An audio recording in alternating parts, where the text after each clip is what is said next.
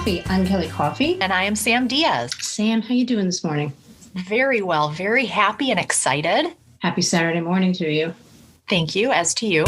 You are once again in your closet of frocks. I am, yes, very frockish. Now, do you rotate your wardrobe every week? Because last week there was like a kind of like a dark, like a gray and a black motif, and now we have little pops of color and pattern. You're correct. So no, I don't rotate, but what happened was I needed space to sit back in here. Mm-hmm. So all the black and white I'm looking at right now that I had to remove from the closet. And so what you see behind me is my Snow White costume. Oh. And this colorful mess I don't really like, but one day I'll turn into a scarf, I think. So that's why that's in my closet. Okay. Is it currently a dress? Or? It's currently a dress. Okay. Doesn't fit me anymore. It's too big. Anyway. I wish everybody listening could see the eye roll and like a little bit of a hair toss, right? A little bit. Yes. Always like, hair toss. It's my signature. You're on top of the world. It's fine. Speaking of feeling on top of the world, guess who's back with us this week? Oh boy, who could it be? Fresh off the OR table, Margo Batesy. It's back on the microphone. Hi, guys. Yay, welcome. Yay. Welcome back, Margo. How you doing? Good. How you feeling? I'm feeling good. Yeah, getting stronger every day. So going in the right direction. Good. And you've graduated from a walker to a cane. Correct. So that seems like you're pretty much good to go with it's good progress. Good. And I don't need the cane to walk, but it's good to remind me of how I need to walk so that everything is healing and doing all of its things that it needs to do. So keep it with me. You look good. You look rested. Yeah, because all I do is rest. So, yes, I'm very rested. I think it's fair to say that your body needs some rest because, and Sam, you and I have talked about this, probably a little bit too much. You went through a really, really invasive surgery, and here you are like a week and a half later. I would still be in the hospital. Sam, you would probably, I don't even think you'd be able to sit upright. No, it's jarring to see Margo. She's speaking well. I'm assuming you didn't have to relearn speech. I am out of this world impressed. And I know you discussed on the show before last, or maybe the show before last that, otherwise you were a healthy candidate. You were kind of the doctor's dream. Right. But as Kelly and I sort of discussed last time, it sounds like you were eating after you were awake, ready to go. And I think that I have a very limited knowledge of what you went through because. Well, I too have a slight limited knowledge of what I went through because I don't remember big chunks of it. So I know that I arrived in the morning. I hung out with some lovely people in pre-op, got all ready to go, talked to my doctor, signed the leg that they were going to do surgery on. So he has to mark it, and then I have to mark it to make sure that we're doing the right one. And then this lovely gentleman from anesthesia came in, and I think he was a doctor, gave me something in my IV, and I was like, I don't feel anything. And then I don't remember anything after that. So apparently a lot went on. And then the next thing I know, they were moving me into a private room, and it was all up the hill from there. So I was ordering lunch. And before I knew it, Sounds like kind of a nice day. It wasn't bad. And because of COVID, no visitors. So, it was just me, and it wasn't like, oh, I'm waiting for Dan to come or, no, you're just there, just in your room, people coming in and out. But, it was fairly chill. So, and I went home the next morning. So I was in the hospital about a little more than 24 hours for my surgery, and was home and basically back up and running. And you drove to the hospital in a blizzard and then drove back in a blizzard, right? Yeah, like the remnants of a blizzard. Before the blizzard. So, right. Yeah, you came to our rescue, picking up Grace that afternoon, so that enabling us to leave early. So we did get down to New Hampshire pre-blizzard, and we're able to go get some takeout food and go back to our hotel, and rest.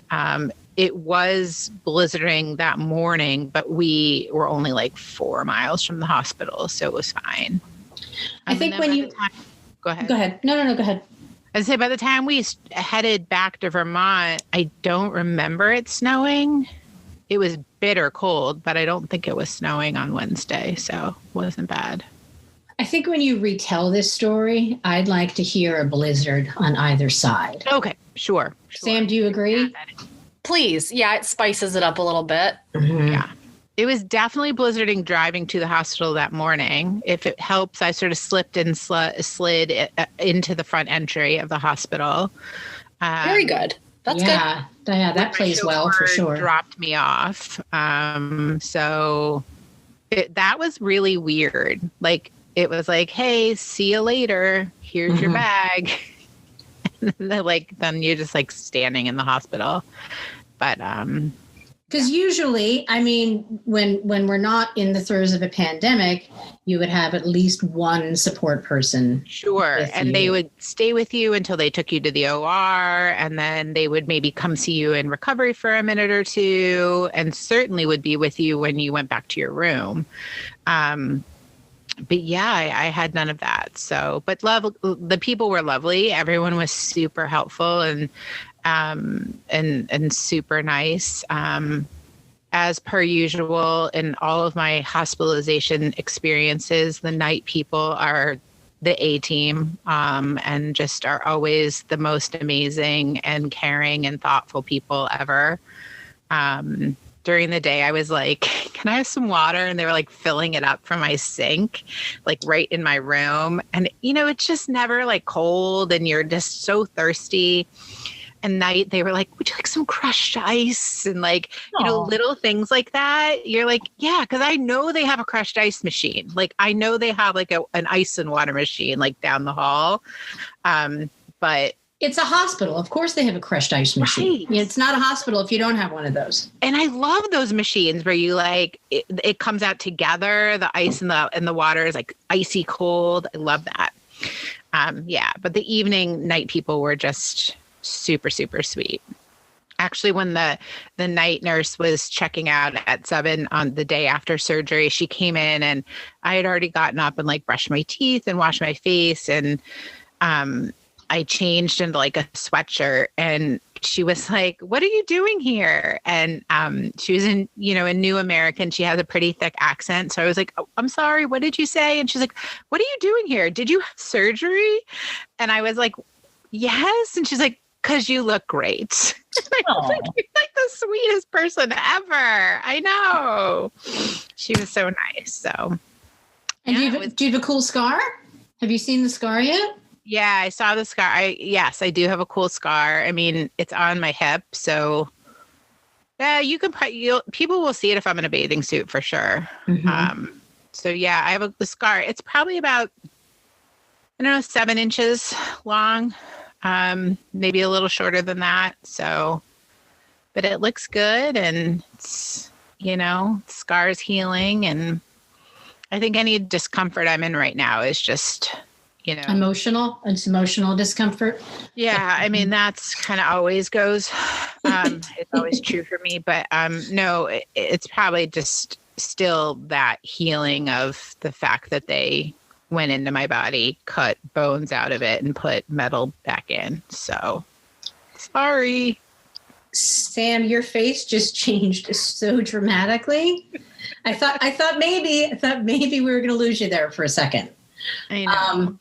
No, I find as I get older, I'm much more affected by that wasn't even bad, but my body I'm sitting on a heating pad. Maybe I'm just overheating, but again, it's so impressed that can happen and you're going home the next day. I think it's think Yeah, I was a very good candidate to go home on Tuesday. But the one thing that I had, and the reason I decided to stay the extra night is the anesthesia that was in my body. And because it wasn't general anesthesia, but whatever was blocking the pain, it didn't let go in my left foot for almost until the middle of the night on Tuesday.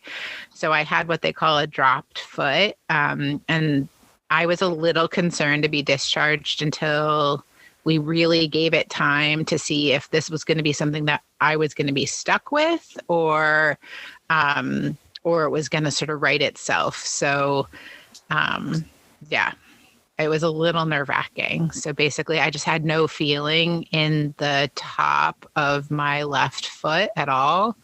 And so when I walked, I had to consciously pick it up. So I was tripping on my foot. And I didn't realize until afterwards, but the surgeon was really concerned that I was going to have it for a long time. I mean, we knew there was no nerve damage because where they cut, that nerve is in a completely different part of my leg. So, but they said that, there always is that chance that the anesthesia will just hold on to that nerve ending for a long time. So that was a little nerve-wracking, but it righted itself. And I was very excited when I was like, I can feel my foot. I was telling everybody who was walking through the door. Again, I would go with you weren't able to leave the hospital because of a blizzard. I would keep that really consistent throughout your story. Sorry. No. 2021. Listeners for all the details. No, what I think is when I'm going to tell the story, and I will, Margo, with your permission, there's whiteout conditions when you're driving there. Mm-hmm. I think there were whiteout conditions when I picked up Grace from school, to the point, it took us, we barely got home because, we couldn't see, 2 feet in front of us. Mm-hmm. And then there was a blizzard during the surgery. And then the day after, it's just, I'm just thankful that you're here, given the weather that you had to kind of battle in order to get your new hip. And plus, I've never had a robot on the show before. So I did get the bill yesterday, and I could buy a robot for how much it cost to put that hip in me. So, yeah.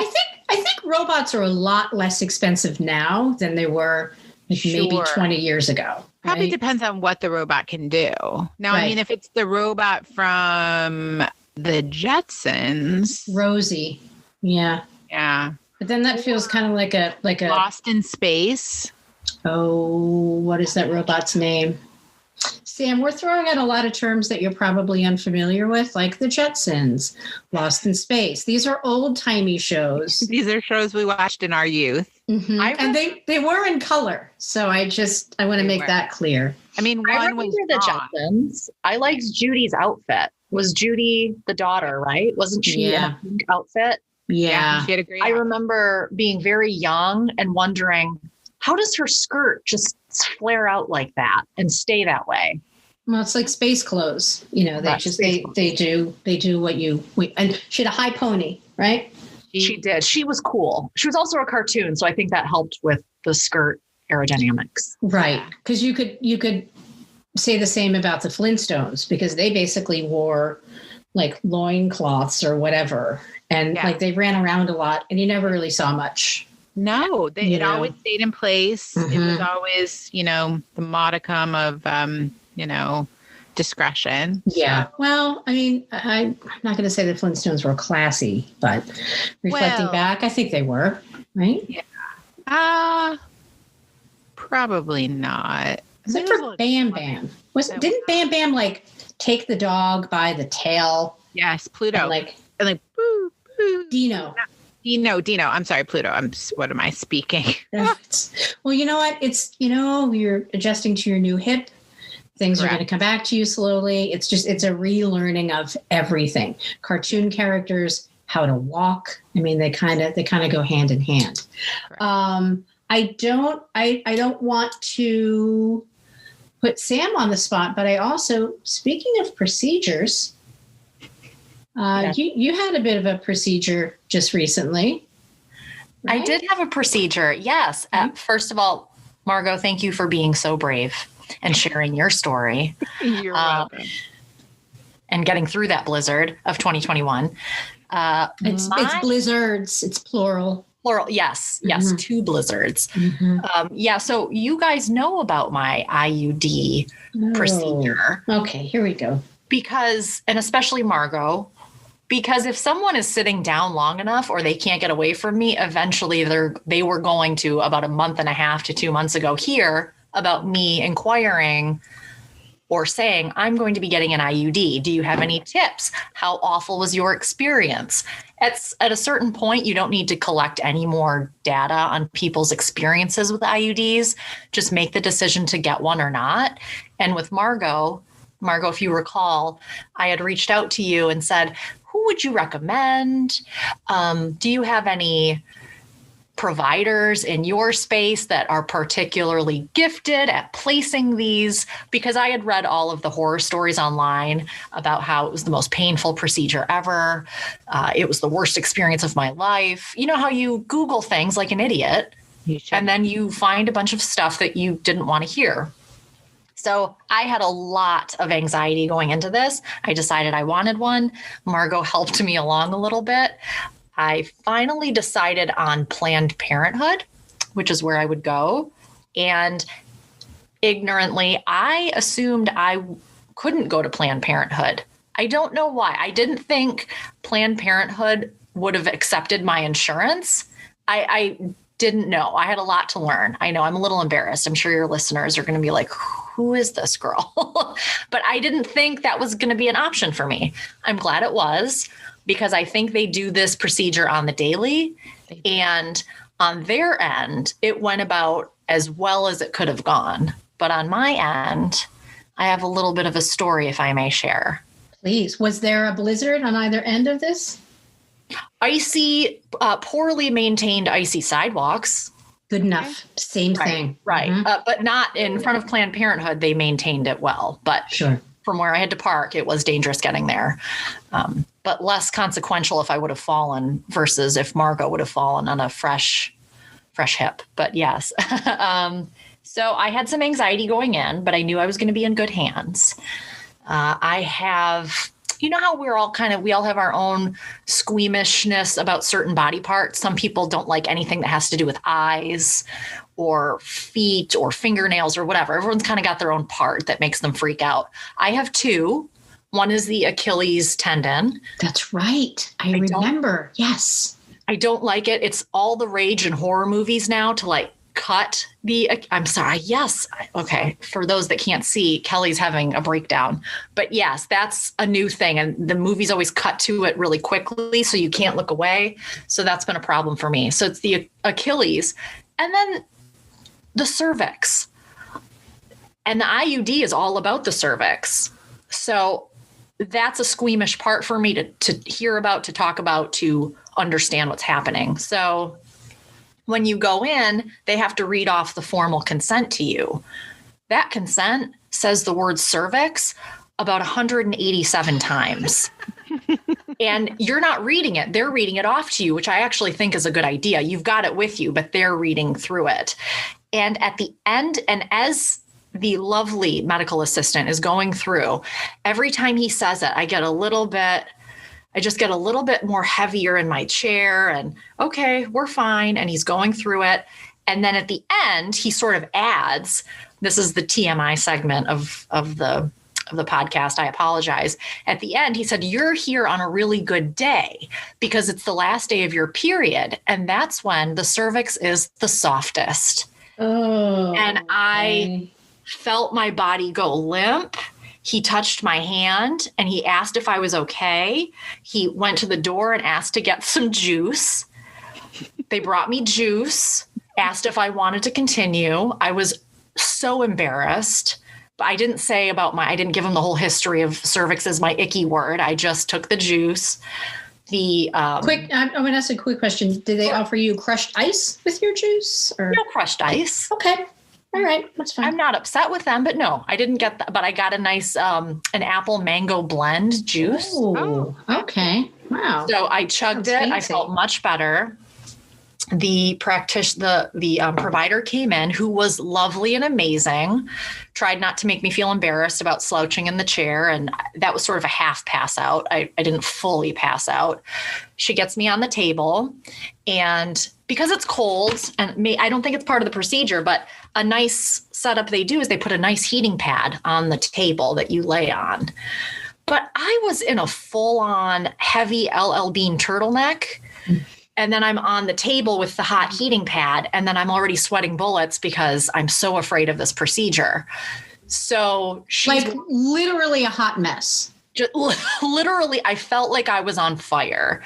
And so maybe that was a good thing, because it was sort of distracting me because I was so uncomfortable because of the heat. At one point, she could tell I was not doing too well. She's like, if it helps, wiggle your toes. I probably looked like a cartoon character with how fast my toes were going. And then I woke up. I wiggled my toes and I woke up. And she said, I noticed you kind of went back a little bit. Oh. We just finished it up while you were under. Oh. So she just kept going like a champ. So I think I literally passed out for maybe 10 seconds toward the end of it. And then that was it. And then they gave me a paper card that says in 12 years, I've got to get a new one. So I've got that card in my wallet for the next 12 years. And that's my experience. Hang on to that. Definitely hang on to that card, because I think that story it's an amazing icebreaker, whether it's at like a work-related function. A corporate icebreaker. A corporate icebreaker. Don't they have like the quarterly all leadership meetings? I would tell your story. I would share your story. If I may, for a moment, Steve, just kind of share where I am right now in my life. Jump right up onto the dais and like just grab the mic and tell everyone. Yeah. So, I mean, it's well received. Absolutely. Yeah. And, I have to say that the last time I had even any concern whatsoever about birth control, Dave Navarro was in Red Hot Chili Peppers for one album. So, although, no, that's kind of a lie. By proxy, there was some IUD concern because Margo, I think one of the last times you went to Planned Parenthood, when you left Planned Parenthood, the battery of your car was dead. Yes. And for half a second, I was like, I'm sorry? When I got my IUD place. There you go. And who do I call? Coffee, I'm stranded in downtown Burlington. Can you come jump my car? Thank you. And I mean, I first questioned, like, can you do that yourself with an IUD? I kind of like, I asked myself that question. I assumed that if that were an option, you would have already done that. But it was a really hot day. It was crowded on the street you were on. It was like college move-in day. There was a lot going on that day. Earlier in the day, you and I had gone to get pedicures. Correct. And then you called maybe, I don't know. It took a lot longer than I thought it would. Like, I don't know how long these things take. But when you would call, it was like, oh, maybe she's doing like a follow-up and to let me know how her appointment went. And then it was like, no, I'm on the street and my car is dead. So quick jump start of the car and you were on your way. Right. So Sam, in 12 years, if you, and Margo, this is, of course, like a standing offer, but Sam as well, if in 12 years, when you go and get a replacement, right? I think at the end of 12 years, I might be good, or maybe I won't be. I don't know. Okay. When that stops. Margo's just shaking her head. No. No?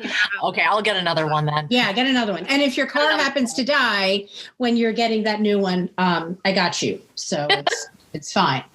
I, on the other hand, am good. This will be my last one. So, because when I said, how do I know if I need a new one? They just burst into laughter in the room and said, you'll be good. So. Okay, subtle. I like it. Yeah, really subtle. It was good. I felt super supported and seen in the moment, but and young. You felt young. vibrant. Yep. Vital. But basically, they're like, your eggs will be dust. You will be an old lady. You will be going through the change. How are we going to get that IUD around all those tumbleweeds? Man. Cobweb. We're all going to get there. Well, that's why they do what they do, because they know how to navigate that. And speaking of Dave Navarro, because I guess he's just been on my mind lately, you guys, more than usual. So more than when he was married to Carmen Electra. Yeah, he was on my mind a lot when they had that reality show. I don't really like her, and I think she broke his heart, and I don't think he'll ever fully recover. Okay. And I know this because I have once again stepped away from the news. I do this thing where I will watch, I don't know, 4 or 5 hours of the impeachment proceedings, and then I'll need a break. Mm-hmm. So my break is Ink Master on Netflix. Dave Navarro is one of the hosts.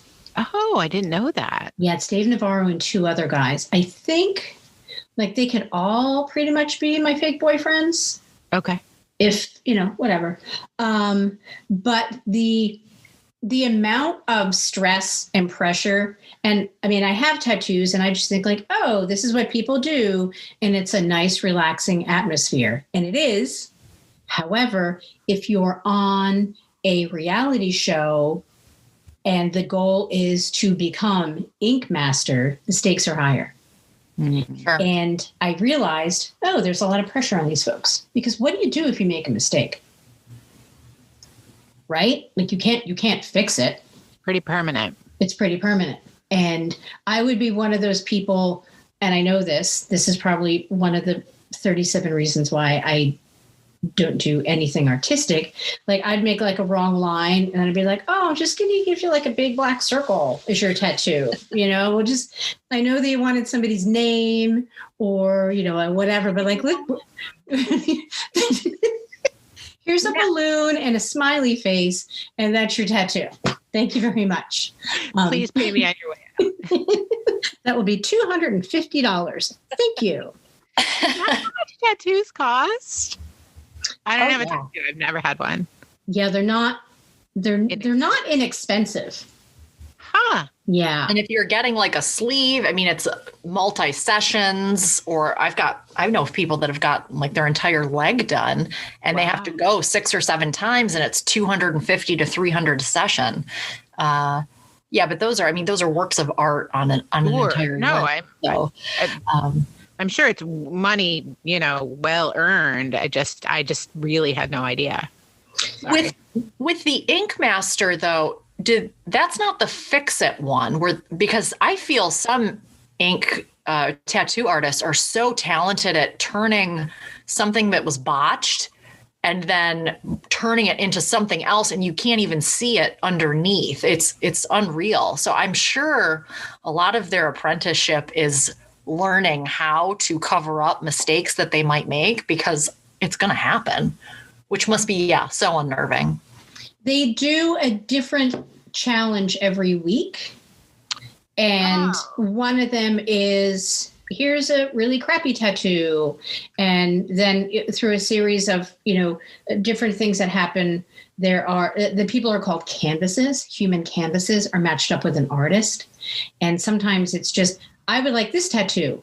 And it'd be like one of those like beveled stars, and they have to put it either on someone's elbow or on their knee, like places that bend where it'd be really difficult. And they have really crappy tattoos that people either did themselves or whatever, and they have to fix them. And I have 4 tattoos, and I never thought that there would be this level of stress attached to it. What I do know is that if Dave Navarro were to ever give me a tattoo, they don't do any of the tattooing. They just like really judge the tattooing to a point where I would probably just shrivel up and die if somebody rated my work, whatever it was, on that level. So they judge the tattoos, but just say we're walking down the street and Dave Navarro wants to give me a tattoo, I would let him like tattoo like my entire face with like swear words. You know what I mean? Just because he's Dave Navarro. That's all. But I think, and I don't even know if it's a reality show, but watching 2 episodes of Ink Master, admittedly more than once, it's just kind of on a loop. And sometimes I will fall asleep to it because there's nothing that provides for sweet, sweet dreams than the sound of a tattoo needle and Dave Navarro. So I sleep like a baby. But another good show, another good reality show would be like a piercing show. Agreed. Right? Because again, Margo is shaking her head no in like a dismissive way, or just I can't kind of way. I couldn't watch that at all. I would be passed out. And because of the different spots you can get it done, or and the whole process, and I don't know. It's a wonder that I have my ears pierced, that my children have their ears pierced. I don't really understand, but you had, I mean, back in the day, Sam, this is before you were alive. People just had their children's ears pierced, like babies, and being someone who worked in a mall in New Jersey for many years, there was a place called, and I think you both remember these, Piercing Pagoda, which is a really difficult name to say. Like, I think one of the things I would hate the most in the world is to be the person who had to like answer the phone there, because I always want to say Piercing Pagoda or Bogota. Right? It just sounds a lot easier. Or it sounds exotic. It does. And Sam, I think you called it once. We were talking about this, and you had called it Piercing Bodega, which, I mean, the more I think about it, like what a great business opportunity. And Margo, to kind of bring your life dream into it, we could have robots running the place, right? Like running like a bodega where you could also get things pierced and like pick up a 6-pack of beer and maybe a sandwich made by robots, sold by robots. So the robots would be pretty important because bodegas are not, from what I recall at my time in New York, not the most sterile of environments. Nope. So that would help us brush up on some guidelines. And I frankly don't really know that Piercing Pagoda is the most sterile of environment either. I mean, just to be fair and transparent, I mean, I don't know. Well, what could go wrong with a 14 or 15-year-old piercing the ears of a 4-month-old baby? Right. I know.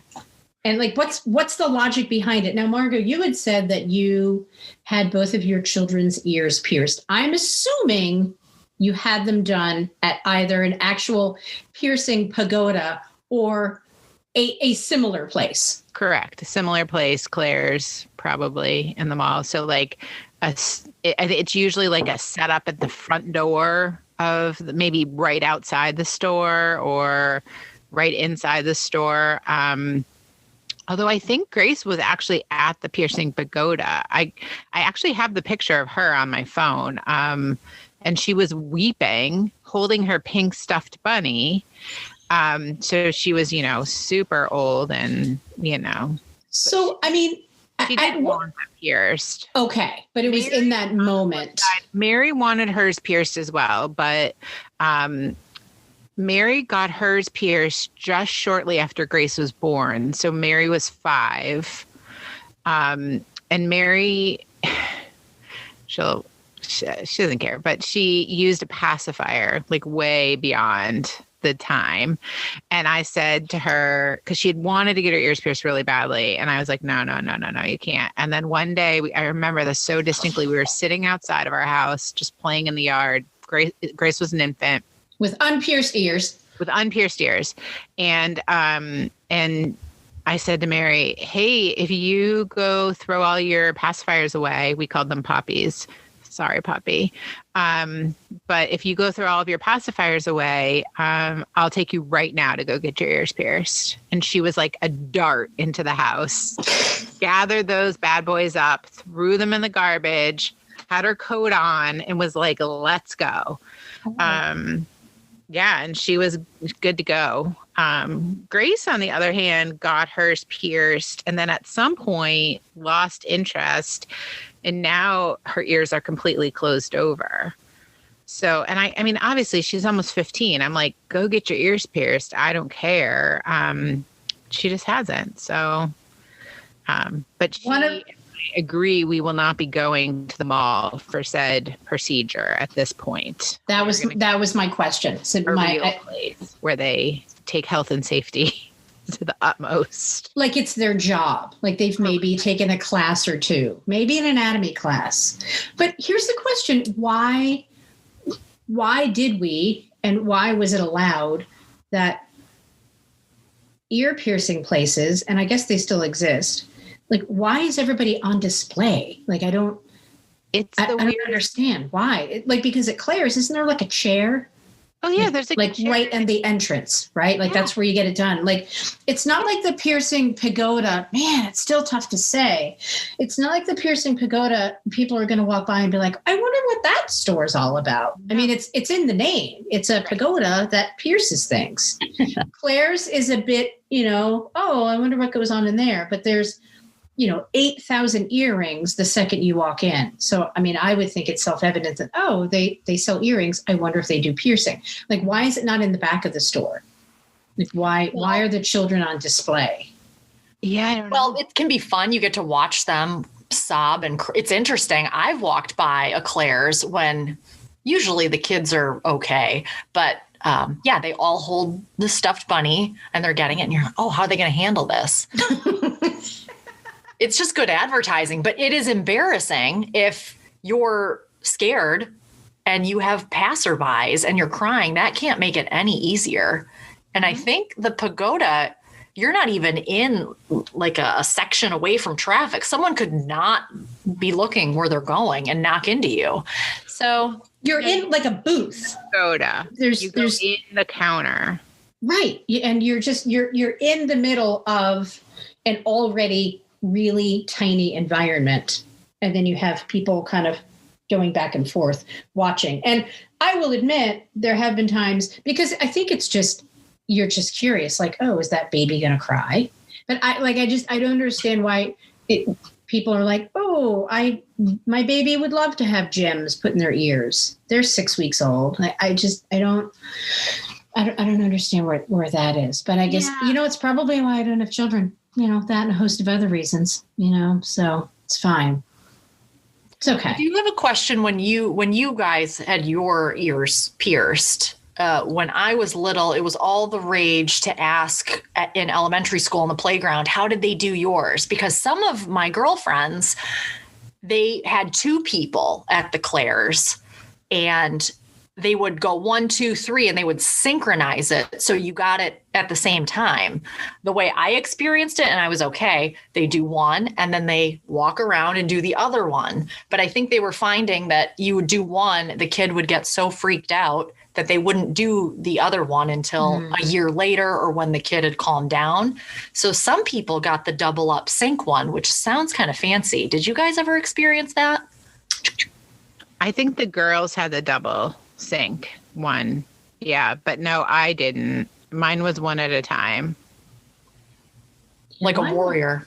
Yeah. Right. I mean, this is a person who's walking around with a brand new hip. Do you really think that she's going to have two people piercing her ears? No, not going to slow me down. No, absolutely not. And I'm assuming that you had your ears pierced in a blizzard and that you were able to go home the next day, same day. What did that look like, Margo? You were like a same day? Okay. Same day. Physical therapy. Kelly and Sam, I'm just sending you the picture of Grace.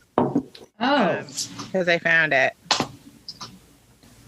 Hang on, everybody. Okay. I'm not laughing. I promise I'm not laughing.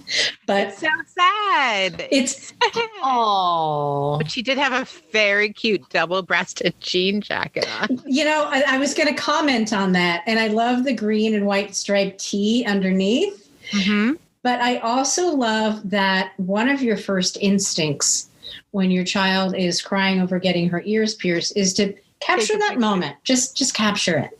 Okay, this is also brought to you by the mom who, Grace went to, she went with her Nana all through like growing up. So that was like her daycare. She didn't go to daycare or school. So she only went to preschool like 3 mornings a week for 1 year, one school year. And I managed to go to. Oh, we just lost Margo's sound. I lost Margo's audio. Can you hear me, Sam? I can hear you. You are coming in clear. Nope. Oh, she's still going. She's still going. She really can't be stopped. She can't. Incredible. No, how do now we? You can. That was such a good story, and did you see me talking? My eyes were bright. I have never seen Margo Batesy so animated as we just saw her in the 20 seconds that her audio cut out. So I'm going to assume that it was a heck of a story. Do you want to retell it? I mean, I don't know. You'll never know. No, it's a mystery. Can you retell it? Yeah, no, I was going to say that this was also brought to you by the same mom who, during Grace's 1 calendar year of preschool, I managed to go to every single event with no camera, no phone, because I was going to be the good mom who was present and like really there in the moment. And I walked in and literally people like had their husbands with them with like 35 millimeter cameras and like taking photo shoots of their kids, like doing story time or like with Santa or at their little graduation. But I mean, I think you made up for it with the photo that you just sent. Now, in fairness, this photo was not taken in 2019. So that must have been when I got this phone. So I don't know when this photo was taken, but from looking at Grace, she's 4 or 5. So I had a 10-year-old at the time. The 10-year-old could have there's a good possibility Mary took this picture. Mm-hmm. Or Mary could have just pierced Grace's ears. Yeah. Saved everybody a trip, That could have happened. Mm-hmm. One of my ears closed up and I blame the pandemic. Ooh. Because I stopped wearing earrings when I had to wear a mask every day because I wear hoops and it doesn't take too long for me to realize that the pain of a procedure mask hooking on a hoop as you're taking off a mask, it's not a pain that I want to relive. Mm-hmm. So one of my holes in my ear is a lot longer than the other one because of the surgical mask. I'm going to go back to like March or April when I wasn't nuanced in how to wear a mask. And then the other one just closed up on its own. So my ears are kind of a mess. I might just leave them alone. I might go get re-pierced. I don't know. Yeah. Well, I mean, get it sewn up and re-pierced. That seems like a lot of work. I mean, you do have a new hip, so you're into the whole, let's have a procedure done. I don't know. I'm not sure. I think I might just let them go, or I'll do this. If I do get my ears re-pierced, you guys are coming with me, and we're going to the mall. Live streaming it. Yeah, we're absolutely doing it at a mall, and I want 2 of those people. It's not going to be like a do one and then the other. I want the double thing because I never experienced that as a child. It could be like a special drop for the podcast. I think that would be really great. When you say hoops, you mean like, and I can say this because I'm a Diaz, are you talking about the Boricua large gold hoops with your name in the middle? Oddly enough, no. Which is weird. I think mostly because during the winter months they would get caught in my sweater. Okay. a fairly serious winter. Margo has pretty much left. Where's Margo? Margo, are you? She's lying down. I mean, she's a new hit. Maybe she just needs to rest. I don't know.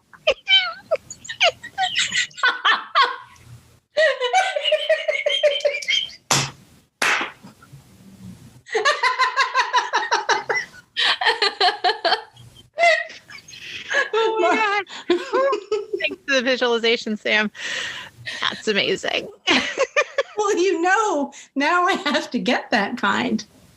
Right? I have to. Well, you know what? Enormous. Someone's birthday's coming up. I think bitter coffee, one on each side. Excuse me while I jump on Etsy and see if I can get those made. Okay. Or as I'm affectionately called, jelly chiaffy. You know, I could do it that way. Maybe, mix it up a little bit. So, I mean, it's good to have options. That's amazing. So amazing. Well, my birthday is right around the corner. What's today's date? Today's the 13th. There are 7 more shopping days until my birthday. So I have my shopping done. I just need to wrap. Oh, your birthday presents were, and you have like a new hit present too. They were on display last week near the bookcase. So I'm really happy that I'm not going to say I'm happy that you weren't on the show, but I'm happy you didn't see them because they're not wrapped. And I've had ample opportunity to wrap them. And for some reason, it's the one part I'm like, oh yeah, I have to do that. And then, that's that. I know I've had yours forever because I was trying to be proactive, not knowing what my recovery was going to be like. And I'm sitting down here. This is the room where I wrap all my, presents and stuff. And I'm eyeing some good wrapping paper up there. So this is your Christmas present wrapping studio that you're in, right? Yeah, it actually is. Mm-hmm. A little bit of like all things to all people. Our printer is here to my right. Storage shelves, wrapping table. Doesn't Dan have like World War II figurines that he paints? Yeah, in the little, there's like a little sunroom off this room, and he has a little work table out there. So he hasn't done that in a long time, but yes, for a while he was doing like model things, model tanking. Will it be, okay, this is what I want to do. I want to have both of your moms on the show somehow. How much fun would that be? I mean, obviously, Sam, your mom creates a little bit of a geographical challenge because she's in Michigan. But how great would it be, / how horrific and emotionally jarring would it be if we had both of your moms on the show at the same time and we asked questions like about you guys, like when you were younger, to see if like they could get the right answer. Like there'd be a question and then you guys would give the answer and then we'd ask the question of your moms and then they would give the answer. I have a feeling that show would probably, I already know in my head, it's going to be my favorite show ever. But both of your moms would be into that, right? My mom, for sure. Okay. So my mother is retired and just waiting for COVID to get under control so she can come out here. She's super into me. So if at any point you have dates that you guys are interested in, I just have to say the word and she'll zoom on over. So that won't be a challenge. Yeah. She's like 12 hours out, right? 12, yep, through Canada. So she'll be good. Okay. And Margo, your mom is going to be in the Green Mountain State permanently. Yeah, hopefully by spring or summer. Good. We don't have exact dates, but yeah, they're going to move here. So she'll be here before we know it. Although I would say that, so she listened to the back catalog of all the shows when she discovered that I was on a podcast like a month ago.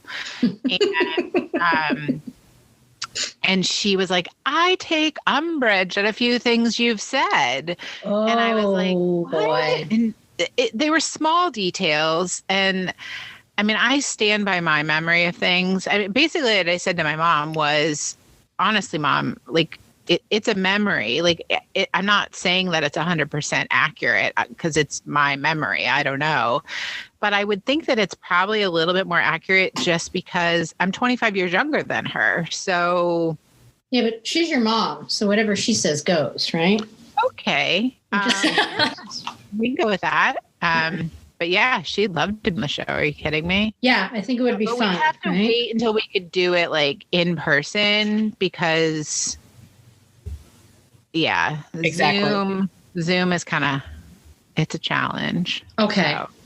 So, I mean, I think that really narrows down the time frame as far as availability. Like both of your moms would need to be in the same state. Yeah. That can happen eventually. Oh, sure. I say by summer. Okay. Maybe. Okay. What do you think? And I mean, I want to say yes, but I think, everything that's kind of happened over the past year, I wouldn't think that we would be where we are now. A year in, I assumed that we would be further along. And I'm not saying that to sound ungrateful or dismissive of the current administration. I'm not saying that. What I'm saying is I think in very simple terms sometimes, and this being my first pandemic, I kind of want it to be over. And I think everybody's kind of in the same boat. So for me to think 5-6 months down the road and we might not be where I think we should be, or I think we deserve to be, or whatever. It just, I can't, that's not how my brain works, but you know what I'm saying. A lot. It is a lot, but we'll figure it out. Right. Mm-hmm. We will. All right. Happen. Well, I want to wish everybody, although this episode will be out after Valentine's Day, but it's Valentine's Day weekend. Mm-hmm. So have a happy Valentine's Day, everybody. I got Michelle some cookies this year from Cheryl's Cookies. Have you guys ever? Delicious. The frosting is so good. Right. I mean, just send me like 8 pounds of that frosting and I'm fine. The problem with Cheryl and her cookies is that when you order from Cheryl's Cookies, everything goes very smoothly until you get to the point where you start receiving Cheryl's emails.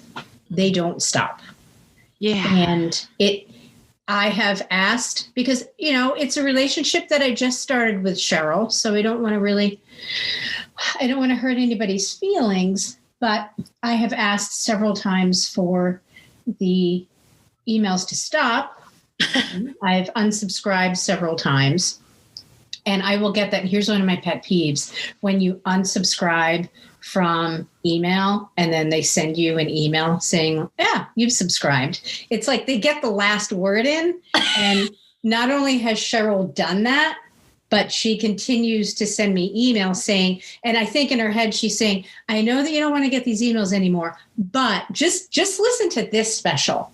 And with Easter right around the corner and with spring at our doorstep. And so the emails continue. I don't know how I'm going to end this relationship with Cheryl. What I do know is that when it does end, it will not end well.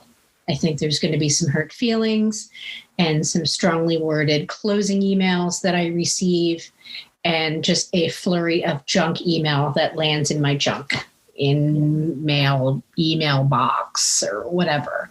But the cookies are great. It really does sound like a bad breakup. You need space. She just wants to show you that you guys are right for each other. Mm-hmm. And maybe you'll get rid of her, but I guarantee soon she'll want closure and we'll come right back. I mean, she seemed like she was cool with it. And, this, I wouldn't even consider it a relationship. I think I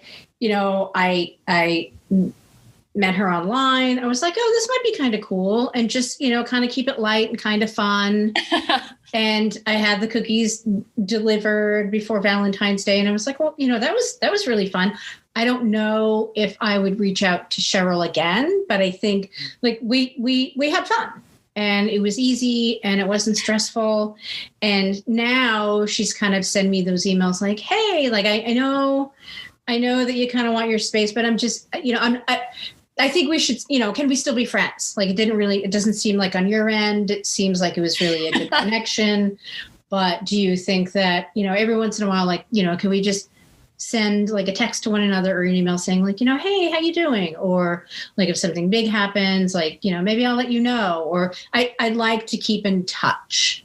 That's where she was. And I've basically had to say to her, I don't think so. Like, thank you, but no, thanks.